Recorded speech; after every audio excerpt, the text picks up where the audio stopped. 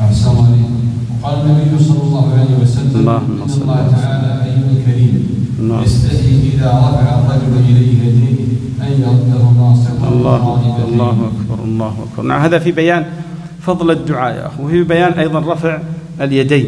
إنك هذا كما في هذا الحين: الله حي كريم يستحي إذا رفع عبده يديه أن يردهما صفرا. ما ترجع بإذن الله، ما ترجع أن تدعو كريم، لكن أيضا استشعر يعني في الدعاء وأخلص واخشع. وكما يقول أحد السلف، يقول إني، يقول لأصحابه، يقول إني لا أعلم، يقول أدري أعرف متى يستجيب الله دعائي. قالوا كيف؟ قال: إذا بكيت وخشعت.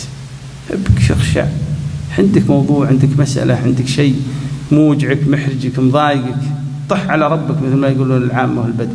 قم آخر الليل تلمس الأوقات، ابك بينك وبين الله جل بإذن الله أنك ستراها مثل فلق الصبح. سبحان الله، سترى الله كريم، لكن يحتاج من العبد أنه يكون قريب منه، يدعو الله، يلجأ إلى الله جل وعلا. أسأل الله جل وعلا أن يوفق الجميع للعلم النافع والعمل الصالح، وصلى الله وسلم وبارك على نبينا محمد.